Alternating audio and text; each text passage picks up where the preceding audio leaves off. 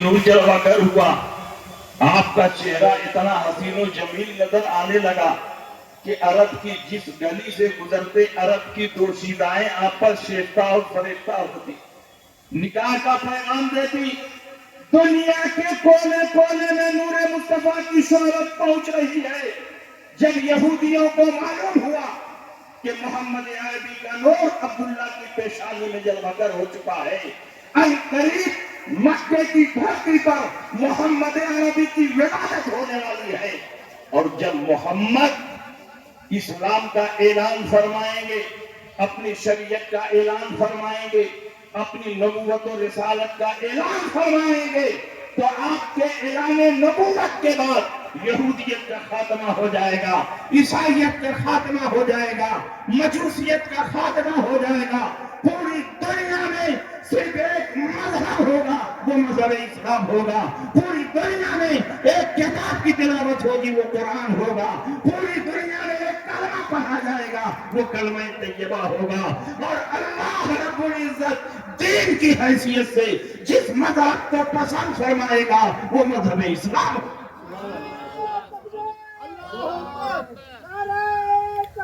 یہودیوں نے سوچا کہ کہیں محمد عربی پیدا نہ ہو جائے۔ یہودیت کا خاتمہ، عیسائیت کا خاتمہ، تورات منسوخ، انجیل منسوخ، زبور منسوخ، تمام آسمانی کتابیں منسوخ، کیوں نہ عبداللہ کو ختم کر دیا جائے تاکہ ان کی نسل سے محمد پیدا نہ ہو سکے۔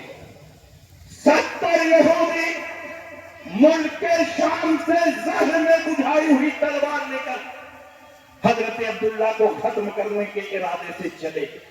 راتوں کو سفر کرتے ہیں، دن میں سو جاتے ہیں، اور جب مکہ مکرمہ پہنچے مکہ کے جنگلات میں چھپ گئے، حضرت عبداللہ کی آمد کا انتظار کرنے لگے۔ ایک دن حضرت عبداللہ شکار کے ارادے سے مکہ کے جنگلات میں داخل ہوئے۔ 70 یہودیوں کی باچھیں کھل گئی، بڑا اچھا موقع ہے، عبداللہ تنہا ہے، ہم چاروں طرف سے گھیر کر ان کو قتل کر دیتے ہیں۔ حضرت آمنہ کے والد وہب ابن عبد مناف کو خبر لگی کہ میرے خاندان کا ایک نوجوان دشمنوں کے نرگے میں گھرا ہوا ہے۔ خاندانی غیرت بیدار ہوئی، اپنے خاندان کے جوانوں کو اکٹھا کیا اور قریش کی ایک بڑی جمعیت لے کر اس جنگل میں پہنچے تاکہ حضرت عبداللہ کی حفاظت کر سکیں۔ لیکن جنگل میں پہنچنے کے بعد کیا دیکھتے ہیں کہ ان کی حفاظت سے پہلے اللہ نے آسمان سے فرشتوں کی فوج اتار دی ہے، اور ان فرشتوں نے ایک لمحے میں 70 یہودیوں کا خاتمہ کر دیا اور حضرت عبداللہ کی حفاظت ہو۔ دنیا سمجھتی ہے کہ عبداللہ کی حفاظت ہو رہی ہے، لیکن میں کہتا ہوں کہ حضرت عبداللہ کی حفاظت نہیں ہو رہی ہے، ان کے نور میں جو نور مصطفیٰ ہے اس کی حفاظت ہو رہی ہے۔ یہ وہی نور ہے جب آدم کی پیشانی میں چمکا تو آدم کی توبہ قبول ہوئی، جب نوح کی پیشانی میں چمکا تو آپ کی کشتی جودی پہاڑ پر ٹک گئی۔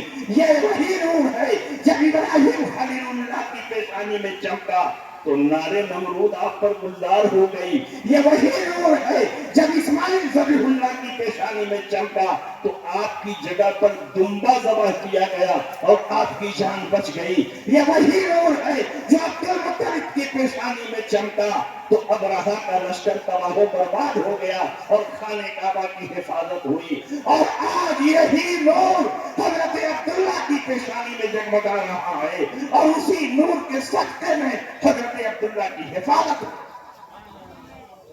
وہ ابن عبد مناف نے دیکھا کہ یہ تو میرے خاندان کا بڑا باکرامت نوجوان، انتہائی حسین و جمیل خوبصورت، انتہائی امانت دار دیانتدار، کیوں نہ اپنی بیٹی آمنہ کے لیے عبد المطلب سے عبداللہ کا ہاتھ مانگا جائے۔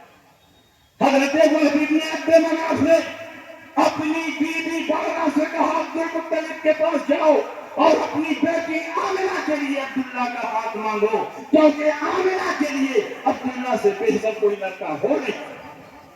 حضرت پروا جاتی ہیں، عبد المطلب سے رشتے کی بات کرتی ہیں، رشتہ فوراً قبول ہو جاتا ہے، آنن فانن شادی ہو جاتی ہے۔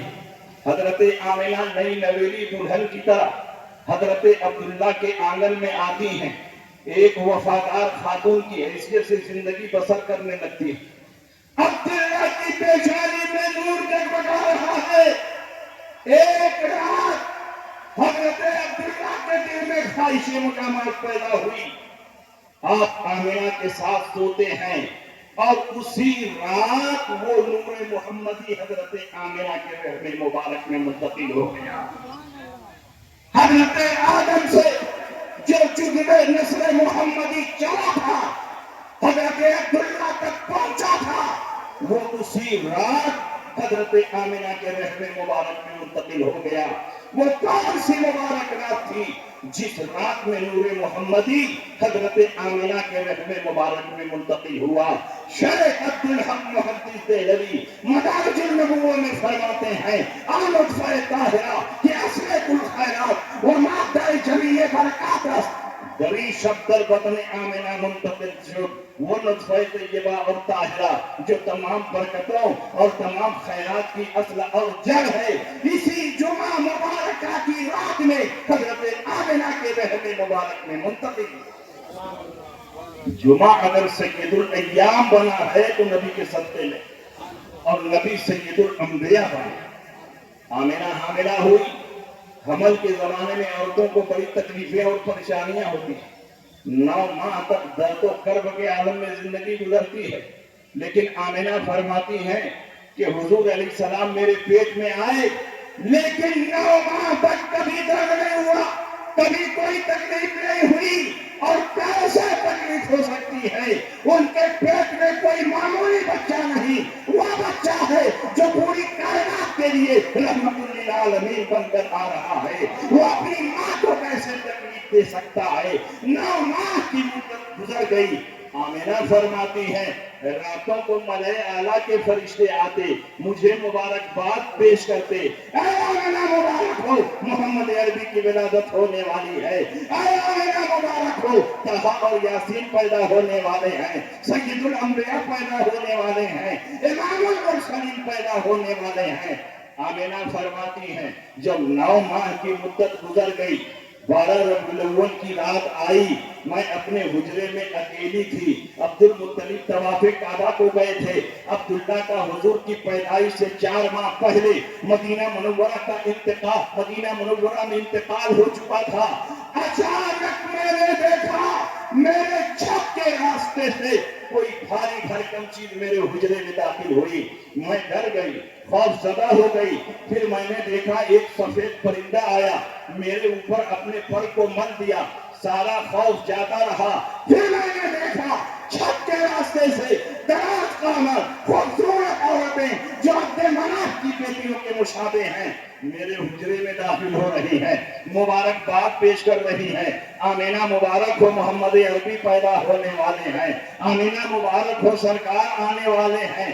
آپ فرماتی ہیں کہ میرے سامنے زمین سے لے کر آسمان تک ایک ریشمی پردہ آویزہ کیا گیا، غیب سے ندا آئی، اے آمنہ اس پردے کو پکڑ لے۔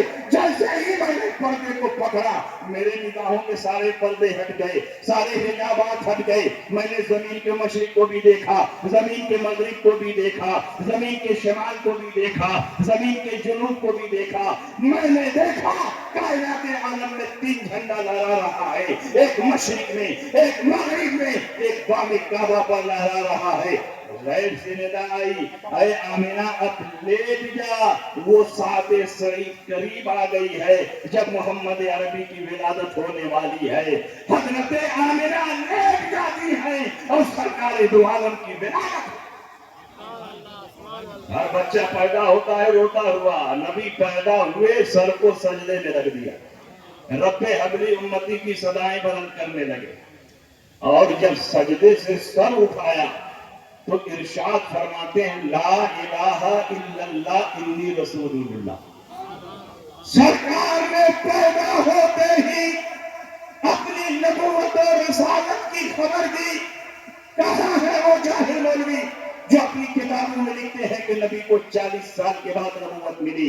وہ تمہارا کوئی ڈالنا چھاپ نبی ہوگا, وہ تمہارا کوئی ڈپلیکیٹ نبی ہوگا جس کو 40 سال کے بعد نبوت ملی ہوگی. ہم جس نبی کا کلمہ پڑھتے ہیں وہ تو پیدائشی نبی تھا, اس وقت بھی نبی تھا جب آدم علیہ السلام آب و گل کی منزل طے کر رہے تھے. كنت نبيا وآدم بين الماء والطين. میں اس وقت بھی نبی تھا جب آدم علیہ السلام آب و گل کی منزلیں طے کر رہے تھے. كنت نبيا وآدم بين الروح والجسد. میں اس وقت بھی نبی تھا جب آدم علیہ السلام روح اور جسم کی منزلیں طے کر. وہ تمہارا کوئی نبی ہوگا جو مر کر مٹی میں مل گیا. ہم جس نبی کا کلمہ پڑھتے ہیں وہ نبی ایک لمحے کے لیے اس پر موت طاری ہوتی ہے, پھر ہمیشہ کے لیے اللہ اس کو زندہ فرما دیتا ہے, اور اس کی اخروی زندگی اس کی دنیاوی زندگی سے بدرجہ افضل والا ہے. اور یہ میں نہیں کہتا بلکہ قرآن فرماتا ہے وَلَلْآخِرَةُ خَيْرٌ لَكَ مِنَ الْأُولَىٰ. آپ کی ہر آنے والی زندگی گزری ہوئی زندگی سے افضل و اعلیٰ ہے. میرے نبی کو تم مردہ کہتے ہو, جو نبی چلتے پھرتے مردے زندہ کر دیتا تھا. ایک دل ہمارا کیا ہے, آزار اس کا کتنا, تم نے تو چلتے پھرتے مردے گنا. تم کہتے ہو نبی کو پیٹ پیچھے کا علم نہیں. اللہ نے نبی کو اتنا علم دیا کہ تمام اولین و آخرین کے علم کو نبی کے علم میں جمع فرما دیا. اسی لیے دنیا نے دیکھا کہ نبی جب قبرستان سے گزرتے ہیں مردوں کے حالات کو دیکھتے ہیں, کس پر عذاب ہو رہا ہے, کس کو ثواب دیا جا رہا ہے. نبی مکے میں ہے, مدینے کے حالات کو دیکھ رہے ہیں, مدینے میں ہے, جنگ روم کا مشاہدہ کر رہے ہیں, منبر پر ہے, قیامت تک کے احوال کو صحابہ کے سامنے بیان کر رہے ہیں, زمین پر ہے, حوض کوثر کو دیکھ رہے ہیں. اور جب آسمان سے گزرتے ہیں تو زمین پر چلنے والے انسانوں کے دلوں کو پڑھتے ہیں. اعلیٰ حضرت فرماتے ہیں سر عرش پر ہے تیرا نظر, دل فرش پر ہے تیری نظر, ملکوت ملک میں کوئی نہیں, کوئی شے نہیں جو تجھ پہ آیا نہیں. وہ خدا خدا کا یہی ہے در, نہیں اور کوئی مفر مکر, جو یہاں سے ہو یہی آتے ہو, جو یہاں نہیں تو آنا. وہ تمہارا کوئی جعلی نبی ہوگا جس کو ذرہ برابر اختیار نہ ملا ہوگا. میرے سرکار کو تو اللہ نے اتنا پاور اور اختیار دیا ہے کہ خالق کل نے آپ کو مالک کل بنا دیا. دونوں جہاں ہے آپ کے قبضہ اور اختیار میں ہے.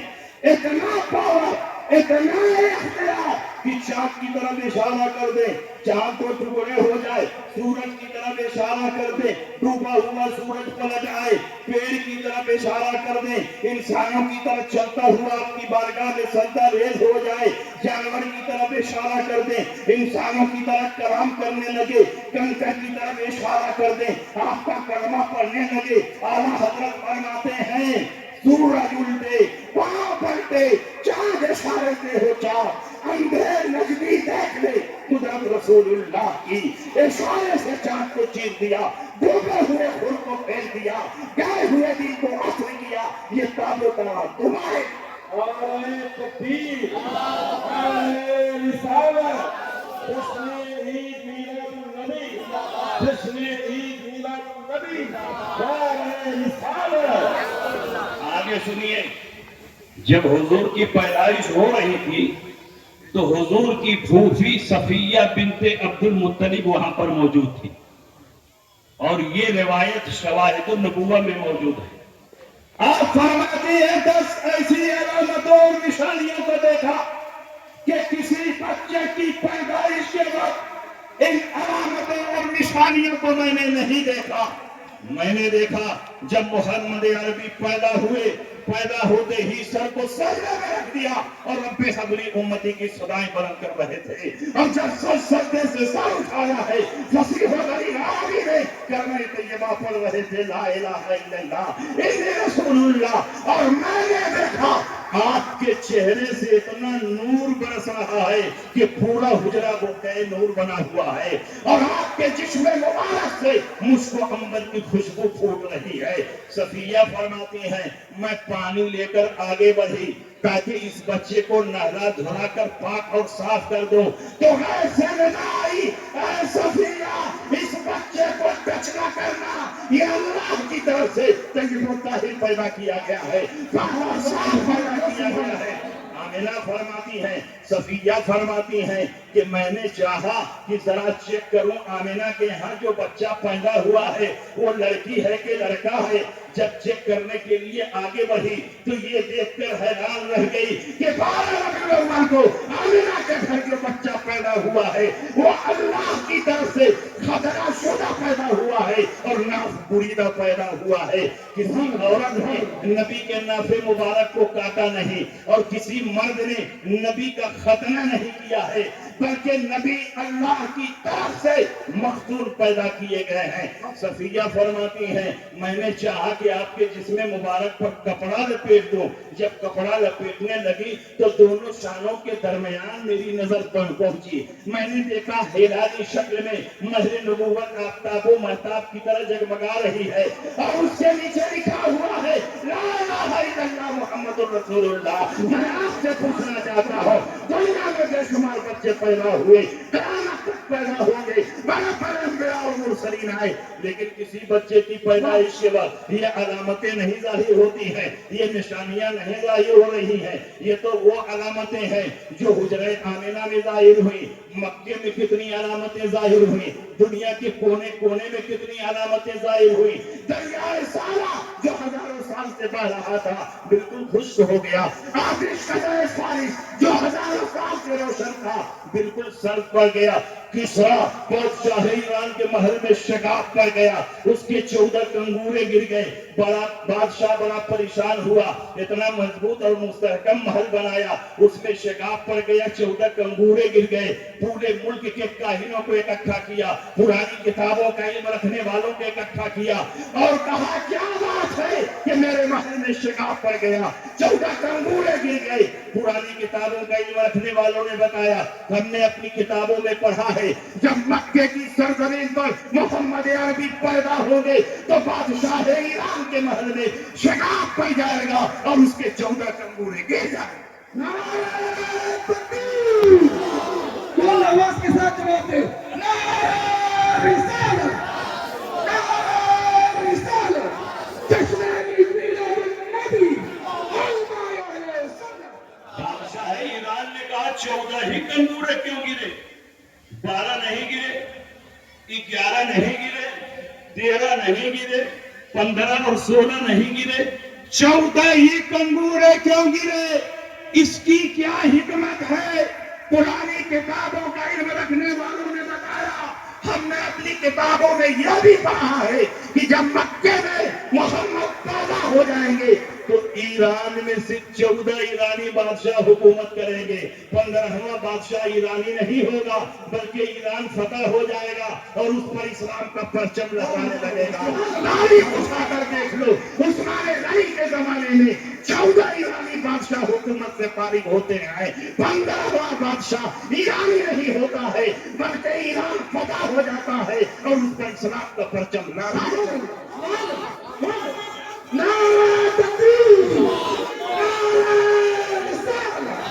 نعرہ رسالت! جشن عید میلاد النبی! اور سنیے، حضور پیدا ہوئے تو 3 دن تک صوبیہ لونڈی نے دودھ پلایا، پھر دایا کی تلاش ہوئی، حلیمہ سعدیہ اپنے قبیلے سے مکہ کے لیے نکلی، لیکن قحط کی وجہ سے ان کی اونٹنی اتنی لاغر اور کمزور تھی کہ بڑی مشکل سے ایک قدم آگے بڑھا رہی تھی۔ 60 کی عورتیں پہلے مکہ مکرمہ پہنچ گئیں، مالدار گھرانے کے بچوں پر قبضہ کر لیا، لیکن نبی کو کسی نے قبول نہیں کیا کہ بچہ یتیم ہے، ہم دودھ پلائیں گے تو اجرت اور مزدوری کون دے گا؟ جب دائی حلیمہ پہنچی، مکے کے سارے بچے تقسیم ہو چکے تھے، انہوں نے بھی اولاً حضور علیہ السلام کو دودھ پلانا نہیں چاہا، لیکن دیکھا کہ سارے بچے تقسیم ہو چکے ہیں، خالی ہاتھ جانے سے بہتر ہے کہ اسی یتیم بچے کو قبول کر لیا جائے۔ دائی حلیمہ کو کیا معلوم کہ جس بچے کو یتیم سمجھ رہی ہے، یہ وہ پورے یتیم ہے کہ جب ان کے گھر میں قدم رکھے گا تو اللہ کی رحمتوں کا نزول۔ سبحان اللہ، سبحان اللہ، سبحان اللہ۔ دائی حلیمہ نے قبول کر لیا۔ حضرت آمنہ ہاتھ پکڑ کر اس خاص حجرے میں لے گئے جہاں حضور علیہ السلام سبز بستر پر سبز چادر اوڑھے ہوئے آرام فرماتے۔ دائی حلیمہ کی پہلی نظر پیارے مصطفیٰ پر پڑی تو مصطفیٰ کی محبت ان کے دل میں تیر کی طرف پیوست ہو گئی۔ دائی حلیمہ آگے بڑھی، پیارے مصطفیٰ کی پیشانی کو بوسہ دیا اور حضور علیہ السلام نے اپنی آنکھیں کھول دی۔ دائی حلیمہ کا بیان ہے کہ جب سرکار نے آنکھیں کھولی تو ایک نور ظاہر ہوا جو زمین سے لے کر آسمان تک پھیلتا چلا گیا۔ دائی حلیمہ نے اپنا دایاں پستان نکالا، نبی کے دہنے مبارک پر رکھا، نبی پینے لگے۔ دائی حلیمہ نے اپنا بایاں پستان نکالا، نبی کے دہنے مبارک پر رکھا، نبی نے پینے سے انکار کر دیا۔ عبداللہ ابن عباس فرماتے ہیں، اے لوگوں تمہیں معلوم ہے کہ سرکار نے بایاں پستان پینے سے کیوں انکار کیا؟ صحابہ نے کہا آپ بتائیں، سب سے بڑے عالم ہیں۔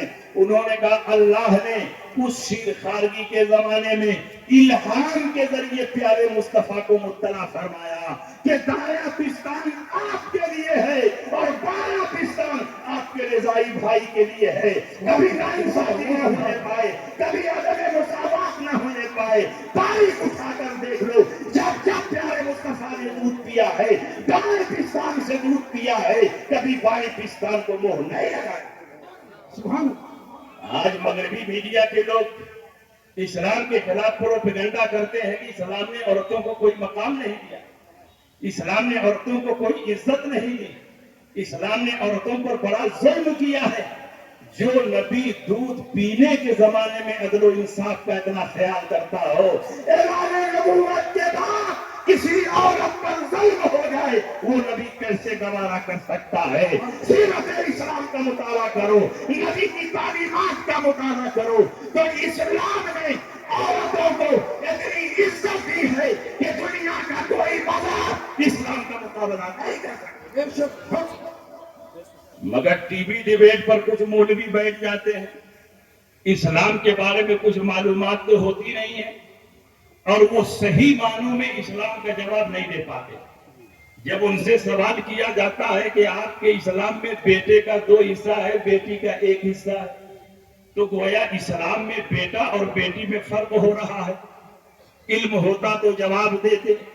میں کہتا ہوں دنیا کی تاریخ پڑھو، مذاہب کا مطالعہ کرو، یہ صرف اسلام ہے کہ بچی کی شادی ہو جاتی ہے پھر بھی باپ کی زمین و جائیداد میں وہ حصہ دار رہتی ہے، اور جب شوہر کے گھر جاتی ہے تو اپنے شوہر کی زمین و جائیداد میں حصہ دار بنتی ہے، اور جب ماں بنتی ہے تو اپنے بیٹے کی زمین و جائیداد میں حصہ دار بنتی ہے، اور جب دادی بنتی ہے تو اپنے پوتوں کی وراثت میں حصہ دار بنتی ہے۔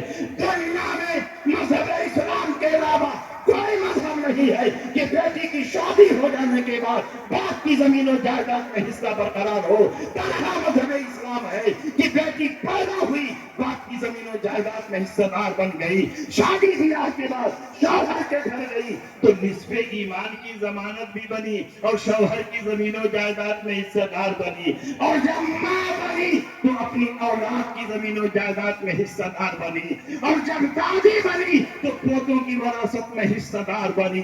عورت ایک ہے لیکن انیک جگہوں پر اسلام اس کو حصہ دے رہا ہے۔ سارے حصوں کو جمع کیا جائے تو عورت کا حصہ بیٹوں سے کم نہیں ہوگا بلکہ بیٹوں سے بڑھ جائے گا۔ نعرہ تکبیر، نعرہ رسالت، مذہب اسلام، مذہب اسلام۔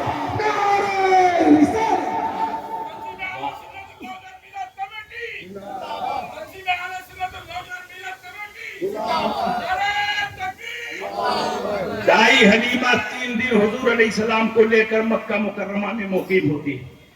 3 دن کے بعد اپنی لاغر اور کمزور اونٹنی پر نبی کو آگے بیٹھاتی ہیں, پیچھے خود بیٹھتی اور اونٹنی کو ایڑ لگاتی. اونٹنی 3 مرتبہ جھک جھک کر پہلے کعبہ مقدسہ کو سجدہ کرتی ہے, پھر یہی اونٹنی ہوا سے باتیں کرتے ہوئے آگے بڑھنے لگتی ہے. ساتھ کی عورتوں نے کہا دائی حلیمہ تم اپنی اونٹنی کو ذرا لگام لگاؤ, یہ وہی اونٹنی ہے جو آتے وقت بڑی مشکلوں سے ایک قدم آگے بڑھا رہی تھی, آج تو سرپٹ بھاگ رہی ہے. کیا تم نے اونٹنی بدل دی ہے؟ کیا تم نے سواری بدل دی ہے؟ دائی حلیمہ فرماتی ہے سواری نہیں بدلا ہے بلکہ سوار کو بدل دیا ہے. جب سے پیارے مصطفیٰ میری اونٹنی پر سوار ہو گئے ہیں, میری اونٹنی میں اتنی طاقت پیدا ہو گئی ہے کہ ہواؤں سے باتیں کرتے ہوئے آگے بڑھ. دائی حلیمہ فرماتی ہے کہ میرے پستان میں بہت تھوڑا دودھ ہوتا تھا, میں اپنے بیٹے کو پلاتی تھی, پیٹ نہیں بھرتا, راتوں کو سوتا تھا تو میرا کلیجہ پھٹ جاتا تھا. لیکن قربان جائیے محمد عربی پر, جیسے ہی مصطفیٰ نے دائی حلیمہ کے پستان کو منہ لگایا, دونوں پستان میں اتنا دودھ پیدا ہونے لگا, اتنا دودھ پیدا ہونے لگا کہ مصطفیٰ جان رحمت کو بھی دودھ پلاتی اور اپنے رضائی بھائی کو بھی دودھ پلاتی, لیکن آپ کے دودھ میں کوئی کمی نہیں ہوتی. دائی حلیمہ فرماتی ہے میری اونٹنی کے تھن میں دودھ کا نام و نشان نہیں تھا, لیکن جب سے پیارے مصطفیٰ میری اونٹنی پر سوار ہو گئے, اس کے سوکھے ہوئے تھن میں اتنا دودھ پیدا ہو گیا کہ گھر کا سارا برتن دودھ سے بھرا رہا. دائی حلیمہ فرماتی ہیں علاقے میں قحط پڑا ہوا تھا, زمین پر سبزے کا نام و نشان نہیں تھا, لیکن اللہ نے نبی کے صدقے میں میری بکریوں پر بھی اتنا رحم فرما دیا تھا کہ میری بکریاں زمین پر جہاں منہ لگاتی غیب سے سبزہ نمودار ہو جاتا. بکریاں چرتی تھی, موٹا ہوتی تھی, فرما ہوتی تھی, لوگ کہتے تھے کہ تم لوگ کہاں بکریاں چراتے ہو. دائی حلیمہ کی بکریاں کہاں چرتی ہیں, موٹی ہو رہی ہیں, فرما ہو رہی ہیں. ان کو کیا معلوم کہ دائی حلیمہ کے گھر میں ایک ایسا بچہ پیدا ہوا ہے, ایک ایسا بچہ آیا ہے جو پوری کائنات کے لیے رحمت بن کر آیا ہے. اسی کے صدقے میں دائی حلیمہ کی بکریوں کو چارہ ملتا. نبی جب 3 سال کے ہوئے تو دائی حلیمہ کے بیٹوں کے ساتھ برکان کی پہاڑیوں پر چلے جاتے تھے. دائی حلیمہ کے بیٹے بکریاں چراتے اور نبی انہی کے ساتھ اپنے ہاتھ میں عصا لے کر چلے جاتے. ایک دن موسم بہت گرم تھا, دھوپ میں شدت تھی, دن بھر حضرت حلیمہ پریشان تھی کہ کہیں محمد بیمار نہ پڑ جائے. شام کو پیارے مصطفیٰ جب گھر کے آنگن میں آئے, دائی حلیمہ دوڑ کر پیارے مصطفیٰ کو کلیجے سے لگاتی ہیں, فرماتی ہیں کہ اب آپ کو کل سے برکان کی پہاڑیوں پر نہیں جانا ہے, موسم بہت گرم ہو چکا ہے, دھوپ میں شدت پیدا ہو چکی ہے. تو دائی حلیمہ کی بیٹی حضرت شیما نے کہا امی جان اگرچہ موسم گرم ہو چکا ہے, دھوپ میں شدت پیدا ہو گئی ہے, لیکن میں نے دیکھا میرا رضائی بھائی محمد جب برکان کی پہاڑیوں پر چلتا ہے تو بادل کا ایک ٹکڑا آ جاتا ہے, جہاں جہاں محمد جاتے ہیں بادل کا ٹکڑا بھی ان کے ساتھ جاتا ہے. اور دائی حلیمہ 3 سال کے بعد حضور کو حضرت آمینہ کے حوالے کر دیتی ہے. 6 سال کی ننھی سی عمر ہے. دائی حلیمہ اپنی ذمہ داری سے سبکدوش ہو چکی ہیں. حضرت آمینہ حضور کو لے کر سب سے پہلا سفر مدینہ منورہ کا کرتی. آپ کے ساتھ میں لونڈی ام ایمن ہے. 2 مہینہ رہنے کے بعد جب حضرت آمینہ واپس آ رہی تھی مقام ابوا میں بیمار پڑ گئی, زمین پر لیٹی ہوئی ہے, آپ پر غشی طاری ہو رہی ہے. جب آنکھ کھلتی ہے تو پیارے مصطفیٰ کو دیکھتی ہیں, یہ وہی بچہ ہے, یہ ابھی پیدا نہیں ہوا تھا, یہ باپ کا سایہ سر سے اٹھ گیا اور ابھی 6 سال کی ننھی سی عمر میں قدم رکھا ہے کہ ماں زمین پر لیٹی ہوئی ہیں اور بیمار ہیں، اور نبی ہیں کہ ٹکٹکی باندھ کر ماں کے چہرے کو دیکھ رہے ہیں۔ اس عالم میں بھی حضرت آمنہ نے نبی کی شان میں جو نعت کہی سنیے، فرماتی ہے بارک اللہ فیک من غلامی وان صح ما بصرت فی المنام فانت مبعوث من الانام من عند ذی الجلال والاکرام۔ اے اللہ تو اس بچے میں برکت نازل فرما، جو کچھ میں نے خواب میں دیکھا ہے اگر وہ سچ ہے اور یقیناً سچ ہے تو میں آج ہی اعلان کر دیتی ہوں کہ میرا بچہ پوری کائنات کے لیے نبی اور رسول کی حیثیت ہے۔ اب جو کہتے ہیں نبی کے والدین کافر و مشرک تھے، اپنے عقیدے کی اصلاح کریں۔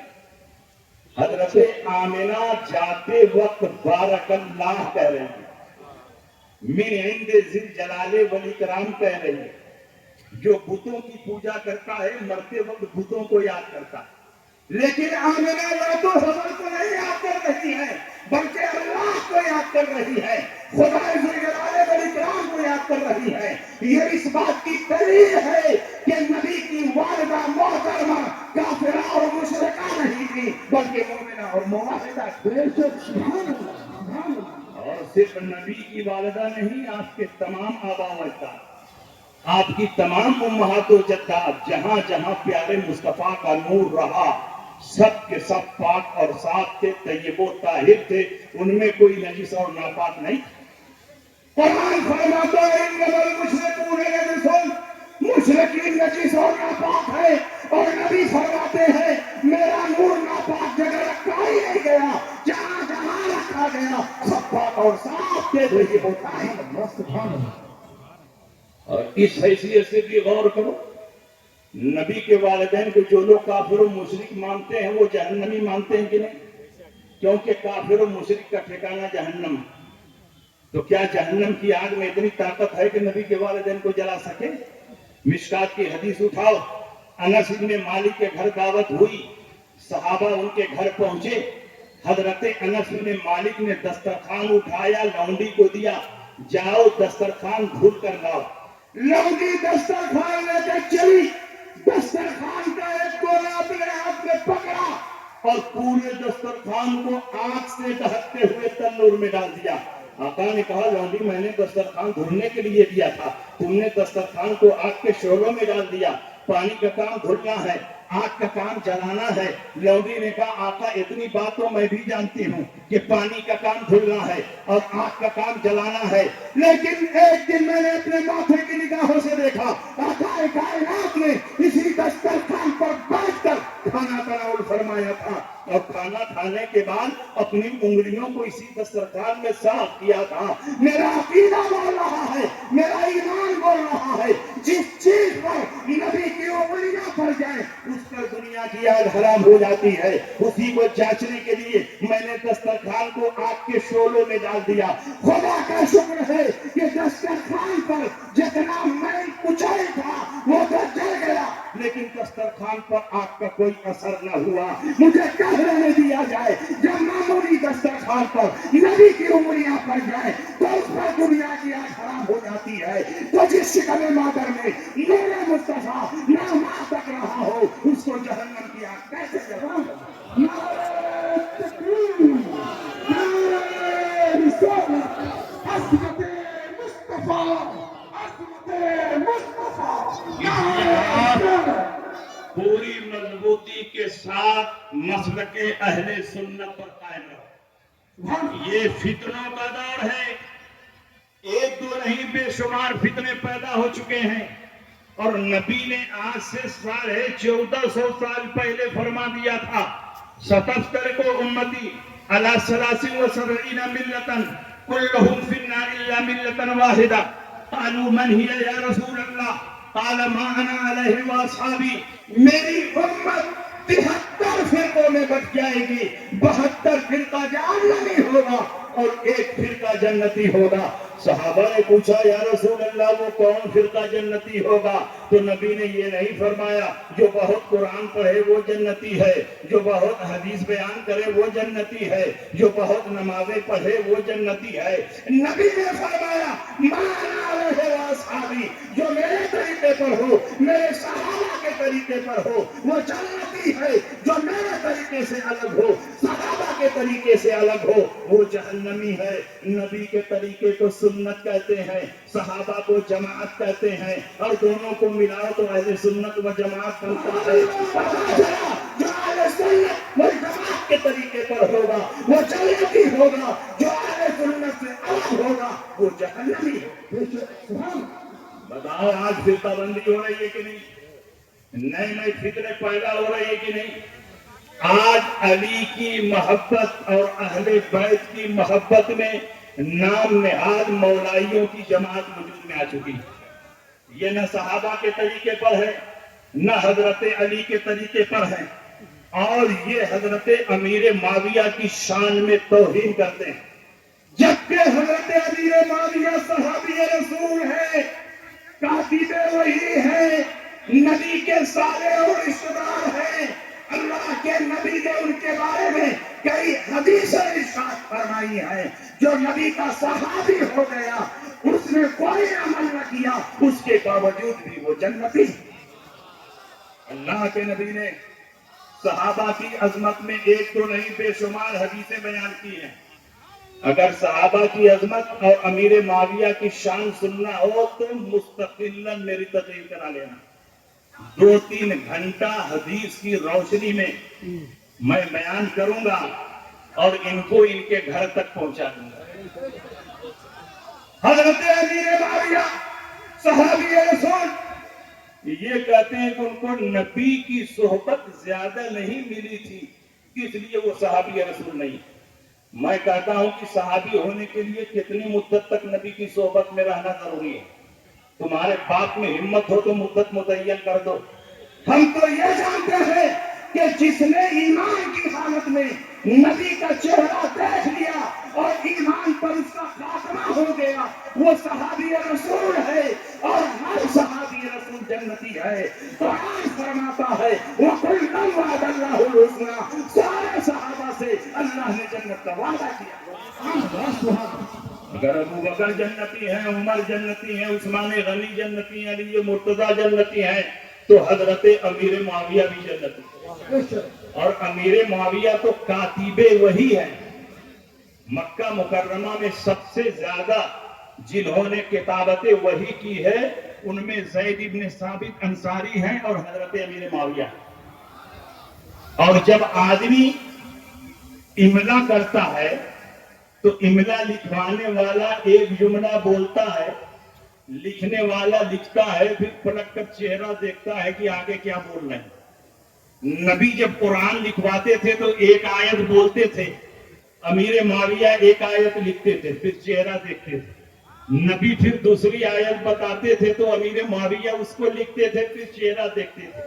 پھر نبی تیسری آیت بتاتے تھے، امیر معاویہ لکھتے تھے، پھر چہرہ دیکھتے تھے۔ ایک سورہ کو لکھنے میں 50 مرتبہ امیر معاویہ نے نبی کے چہرے کو دیکھا، اور کتنی سورتیں لکھی، کتنی آیتیں لکھی، ہم اس کا اندازہ نہیں کر سکتے۔ جب امیر معاویہ نے بار بار نبی کے چہرے کو دیکھا ہے تو اگر امیر معاویہ صحابی نہیں ہے تو کیا تمہارے باپ صحابی ہے؟ نعرہ تکبیر، نعرہ رسالت، ہم صحابی نبی جنتی جنتی۔ اور سنیے، امیر معاویہ نے جنگ اوطاس میں شرکت کی، امیر معاویہ نے جنگ طائف میں شرکت کی، امیر معاویہ نے جنگ حنین میں شرکت کی، امیر معاویہ نے جنگ یمامہ میں شرکت کی۔ تو کیا اپنی آنکھوں پر پٹی باندھ کر کے وہ جنگ میں شرکت کرتے تھے کہ نبی کے جھنڈے کے نیچے شرکت کرتے تھے اور بار بار نبی کا چہرہ دیکھتے تھے؟ جس نے 1000 مرتبہ نبی کے چہرے کو دیکھا ہو وہ صحابی رسول ہے، اور جو صحابی ہو گیا اللہ کا اعلان ہے کہ وہ جنتی ہے۔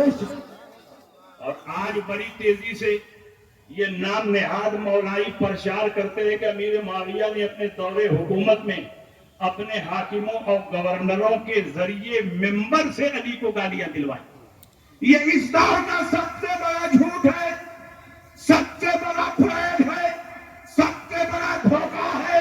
کسی بھی مستند کتاب میں یہ روایت موجود نہیں ہے کہ امیر معاویہ نے حضرت علی کی شان میں توہین کی ہو یا اپنے حاکموں سے توہین کرائی۔ میں تو پورے بنگلور اور پورے میسور کے مولائیوں کو چیلنج کرتا ہوں کہ ایک بھی کتاب میں یہ روایت دکھا دو تو 10 لاکھ روپیہ انعام میں تم کو دینے کے لیے تیار ہوں۔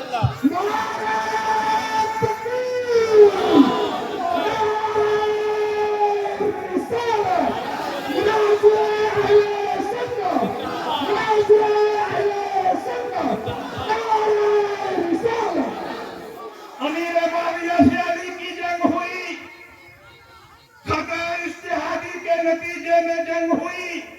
اس جنگ میں علی حق پر تھے، لیکن امیر معاویہ کو غلط اور باطل نہیں کہا جا سکتا، کیونکہ آپ سے خطا اجتہادی ہوئی ہے، اور جس سے اجتہادی غلطی ہوتی ہے پروردگار عالم اس کو بھی ایک نیکی کا ثواب عطا فرماتا ہے۔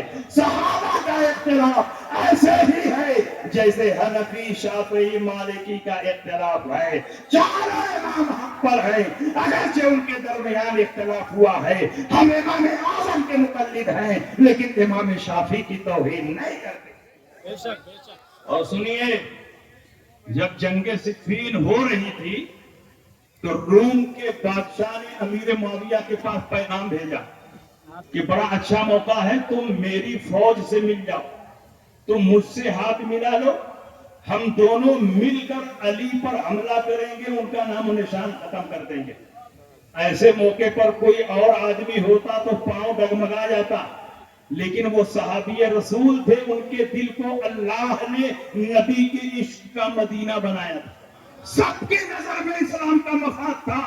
امیر معاویہ نے اس وقت جو جرأت والا جواب دیا ہے وہ تاریخ کے صفحات پر سنارے حروف سے لکھنے کے قابل ہے۔ امیر معاویہ نے فرمایا، اور وہ بھی کتے، تو علی پر حملہ کرنے کی فکر کر رہا ہے، اگر تو نے علی پر حملہ کیا تو علی کے لشکر سے سب سے پہلا سپاہی جو تم پر حملہ کرے گا وہ کوئی اور نہیں، معاویہ ابن ابی سفیان۔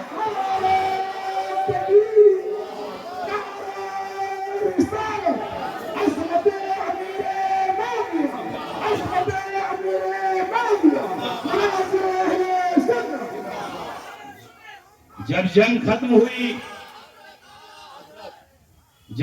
ختم ہوئی تو امیر معاویہ ملک شام چلے گئے، اور حضرت علی نے کوفہ کو دارالخلافہ بنایا۔ حضرت علی نے امیر معاویہ کے پاس خط لکھا، فالحق اننا واحد ودیننا واحد وکلمتنا واحدۃ ودعوتنا فی الاسلام واحدہ۔ اے امیر معاویہ، سچائی یہ ہے کہ جو تمہارا رب ہے وہی ہمارا رب ہے، جو تمہارا دین ہے وہی ہمارا دین ہے، جو تمہارا کلمہ ہے وہی ہمارا کلمہ ہے۔ دین میں جن باتوں کی دعوت تم دیتے ہو انہی باتوں کی دعوت تو ہم بھی دیتے ہیں۔ علی تو ان کو مسلمان مانتے ہیں، علی تو اپنے دین میں ان کو مانتے ہیں، علی تو ان کو داعی اسلام مانتے ہیں۔ اور ایران کے ٹکڑوں پر پلنے والے یہ نام میں آج مولائی حضرت امیر معاویہ کو منافق اور کافر کہتے ہیں۔ سنیے، جب حضرت امیر معاویہ ملک شام چلے آئے تو امیر معاویہ کے پاس بھی بہت سے صحابہ تھے اور علی کے پاس بھی بہت سے صحابہ تھے۔ امیر معاویہ بھی مجتہد ہے، حضرت علی بھی مجتہد ہے، اور یاد رکھیے کہ ہم جب امیر معاویہ کا علی کے ساتھ ذکر کرتے ہیں تو امیر معاویہ کو علی کے برابر نہیں کرتے، اس لیے کہ علی کا مقام بہت زیادہ ہے۔ علی صحابہ میں بھی ہے اور اہل بیت میں بھی ہے، علی خلفائے راشدین میں بھی ہے۔ امیر معاویہ خلفائے راشدین میں نہیں ہے، علی خلفائے راشدین میں ہے۔ علی نبی کے داماد ہیں اور امیر معاویہ علی کے داماد نہیں ہیں. علی عشرہ مبشرہ میں ہیں اور امیر معاویہ عشرہ مبشرہ میں ہیں. مدینہ منورہ کی سرزمین پر جب نبی نے عقد مواخات قائم کی تھی تو اس وقت جن کو بھائی بنایا تھا وہ علی مرتضیٰ ہیں، اور داماد کی حیثیت سے نبی نے جس شخصیت کا انتخاب کیا وہ حضرت علی. سبحان تو اہل بیت میں بھی ہیں، صحابہ میں بھی ہیں، وہ گھر والے بھی ہیں، در والے بھی ہیں، اور امیر معاویہ تو صرف صحابہ میں ہیں. اس لیے ہم علی کا موازنہ اور مقابلہ نہیں کرتے. اور اعلیٰ حضرت نے 4 جملوں میں اس فرق کو واضح کر دیا.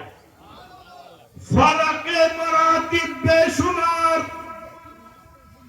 اور حق بدست حیدر کرار، مگر معاویہ بھی ہمارے سردار، اور ان پر کام کرنا کار حجہ. 4 جملوں میں اعلیٰ حضرت نے ہزاروں صفحات کو سمیٹ دیا. اس لیے ہم اعلیٰ حضرت کے مسلک پر ہیں. اعلیٰ حضرت نے تعلیم دی ہے صحابہ سے بھی محبت کرو، اہل بیت سے بھی محبت کرو. صحابہ کی محبت بھی ایمان کی علامت ہے اور اہل بیت کی محبت بھی ہمارے ایمان کی جان ہے. اہل سنت کا ہے بیڑا پار، اصحاب حضور نجم ہے اور ناؤ ہے عطرت رسول اللہ. سبحان اللہ. ایک آخری بات سنیے. جب امیر معاویہ ملک شام آئے اور علی نے دارالخلافہ کوفہ کو بنایا تو امیر معاویہ کے سامنے چند صحابہ آئے اور کہا ہمارے سامنے ایک ایسا نیا مسئلہ پیش آ گیا ہے کہ ہم قرآن میں اس کا حکم نہیں پاتے، حدیث رسول میں حکم نہیں پاتے، اقوال صحابہ میں حکم نہیں پاتے. صدیق اکبر کے زمانے میں اگر یہ مسئلہ پیدا ہوا ہوتا تو صدیق اکبر نے حل کیا ہوتا. اگر عمر کے زمانے میں یہ مسئلہ پیدا ہوا ہوتا تو عمر نے حل کیا ہوتا. لیکن ہم کو کہیں اس کا جواب نظر نہیں آ رہا. امیر معاویہ مجتہد ہیں. انہوں نے کہا ایسا کون سا نیا مسئلہ پیدا ہو گیا کہ تم کو سمجھ میں نہیں آ رہا. صحابہ نے کہا ایک آدمی دنیا سے گیا، ایک بیٹا چھوڑا، ایک بیٹی چھوڑا اور ایک ایسا چھوٹا بچہ چھوڑا جس میں بیٹا اور بیٹی دونوں کی علامت موجود ہے. وہ مخنث ہے. بیٹے کا حصہ قرآن میں واضح ہے، بیٹی کا حصہ قرآن میں واضح ہے. للذکر مثل حظ الانثیین، ایک میل کو 2 فیمیل کے برابر دیا جائے گا. لیکن اس کا تو پتہ ہی نہیں چل رہا کہ یہ میل ہے کہ فیمیل ہے. اس کو عورت کا حصہ دیا جائے کہ مرد کا حصہ دیا جائے. امیر معاویہ نے بھی کبھی یہ مسئلہ نہیں سنا تھا. چکرا گئے. کہا گھبرانے کی کوئی ضرورت نہیں، ابھی اس روئے زمین پر مولائے کائنات موجود ہیں، موجود ہیں.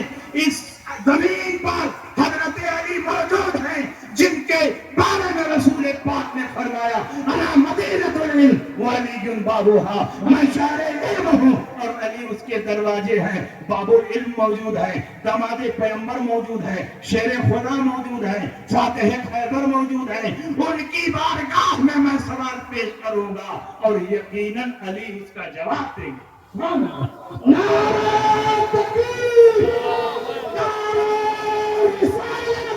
اور علی کے علم کا یہ عالم ہے کہ عائشہ صدیقہ فرماتی ہیں مدینہ منورہ میں علی سے زیادہ نبی کی سنتوں کو پہچاننے والا میں نے کسی کو نہیں دیکھا. سید ابن مسیب فرماتے ہیں کہ منبر پر بیٹھ کر یہ اعلان کرنے کا حق کہ جو چاہو پوچھو علی کو ہے، علی کے سوا کسی کو نہیں ہے. عباس فرماتے ہیں جب میں نے علی سے کوئی مسئلہ پوچھا علی نے فوراً بتایا اور بالکل صحیح بتایا. امیر معاویہ نے علی کے پاس خط لکھا اور اس زمانے میں کاغذ تو تھا نہیں، چمڑے کے ایک چھوٹے سے ٹکڑے پر خط لکھا. جنگ صفین سے آئے تھے، خیریت معلوم نہیں کرنی تھی، احوال لکھنا نہیں تھا، صرف اپنا سوال لکھا اور حضرت علی کی خدمت میں بھیجا. علی کے پاس جب سوال پہنچا تو علی کے دل میں عداوت اور دشمنی ہوتی تو فرماتے معاویہ پریشان ہے، پریشان رہنے دو، میں جواب نہیں دوں گا. لیکن علی نے فرمایا نبی کے علم کے وارث ہونے کی حیثیت سے میری ذمہ داری ہے کہ میری بارگاہ میں جتنے مسائل شرعیہ پیش کیے جائیں سب کا جواب میں لکھوں. علی نے جواب لکھا.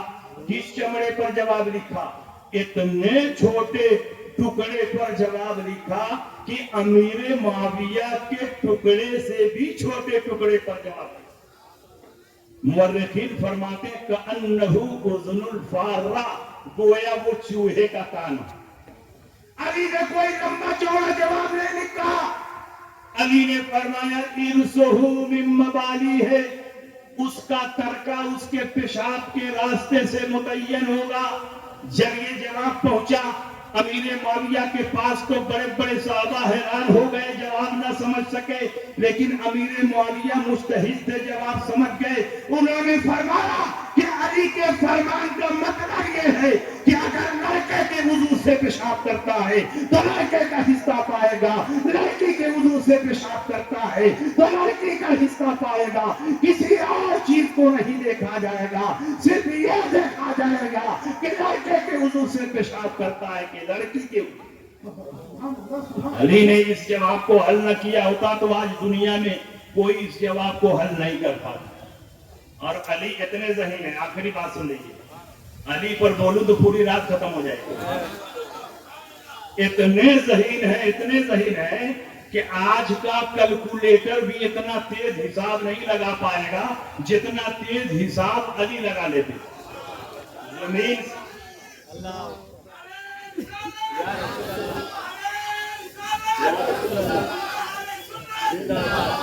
زمین سے آسمان کی دوری کتنی ہے علی بتا رہے ہیں. زمین سے چاند کی دوری کتنی ہے علی بتا رہے ہیں. زمین سے سورج کی دوری کتنی ہے علی بتا رہے ہیں. دنیا میں کتنے حیوانات پائے جاتے ہیں علی بتا رہے ہیں. کتنی نسلیں پائی جاتی ہیں علی بتا رہے ہیں. پانی میں کتنے جانور پائے جاتے ہیں علی بتا رہے ہیں. خشکی میں کتنے کروڑ جانور پیدا ہوتے ہیں علی بتا رہے ہیں. کون جانور انڈا دیتا ہے، کون جانور بچہ دیتا ہے علی بتا رہے ہیں. علی کو اللہ نے اتنا علم عطا فرمایا کہ جہاں سب کی گاڑی پھنستی تھی علی کی بارگاہ میں پہنچتے تھے. ایک آخری بات سن لیجیے، اس مسئلے کا نام مسئلہ رکابیہ. علی گھوڑے پر سوار ہو رہے تھے، ایک پاؤں گھوڑے میں رکاب میں رکھ چکے تھے، دوسرا پاؤں رکھنے جا رہے تھے.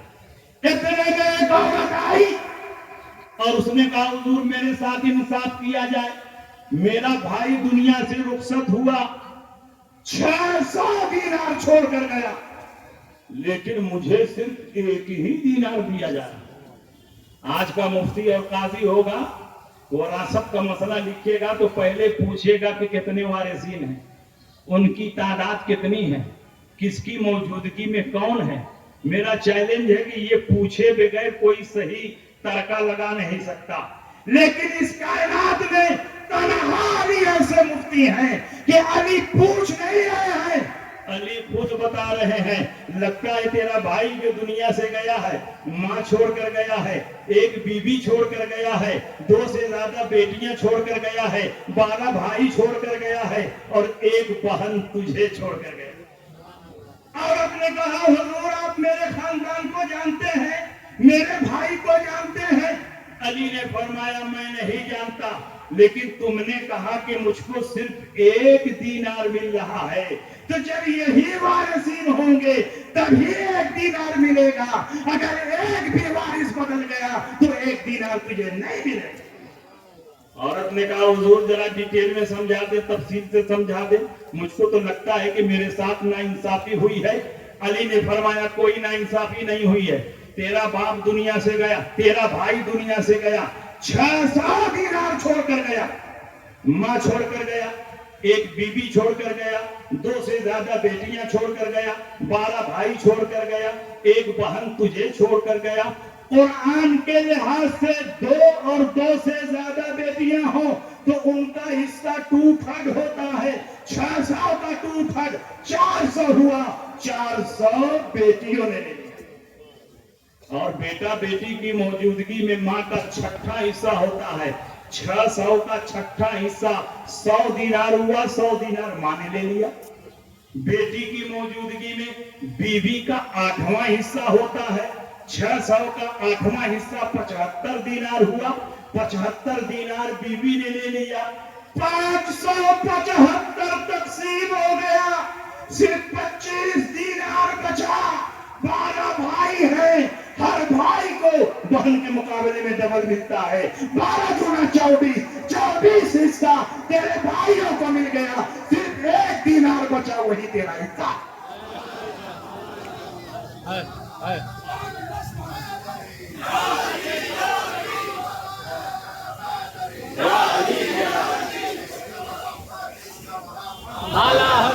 कायम हो गया है। अगर मौलाइयों के रद में तकरीर कराना हो तो बुला लीजिएगा। कम से कम 50 हदीस इनके रद में पेश करूंगा और इनके घर की किताबों से इनको नंगा करूंगा। इसलिए आज वक्त बहुत मुख्तसर है। नबी की विलादत का दिन है, जश्न विलादत का मौका है और अल्हम्दुलिल्लाह उसके लिए अलग मौका होगा तो हम पूरी तफसील और तहकीक के साथ बयान करेंगे। और डॉक्टर महबूब साहब ने भी मेरी तारीख ली है KR नगर में। तारीख याद तो नहीं है लेकिन डॉक्टर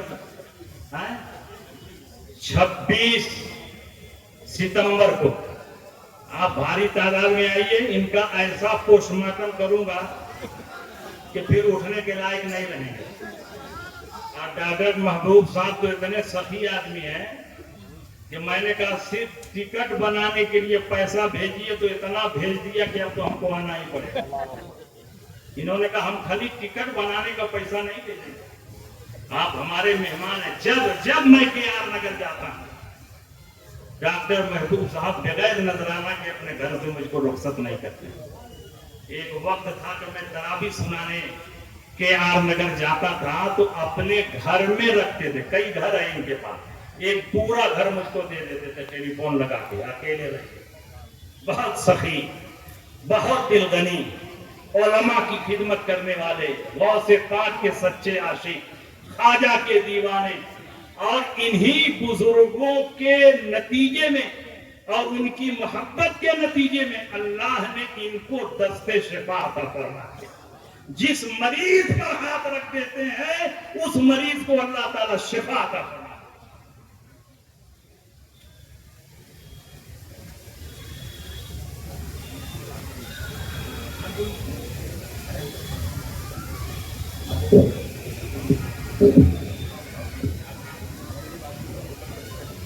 MLA साहब देखिए आए हुए हैं और MLA साहब पूरी जमात और पूरी कौम के नुमाइंदा होते हैं और इनकी जिम्मेदारी है कि मुसलमानों की फलाह व बहबूद के लिए काम करते रहें और जब जब मुसलमानों को जरूरत पड़े ये एक पांव पर मुसलमानों के लिए खड़े रहें।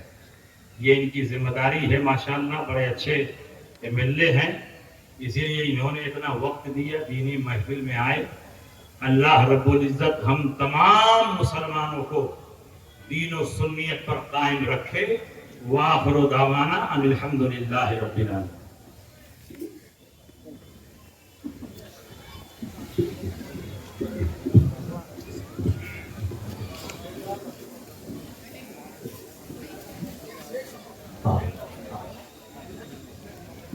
जनाब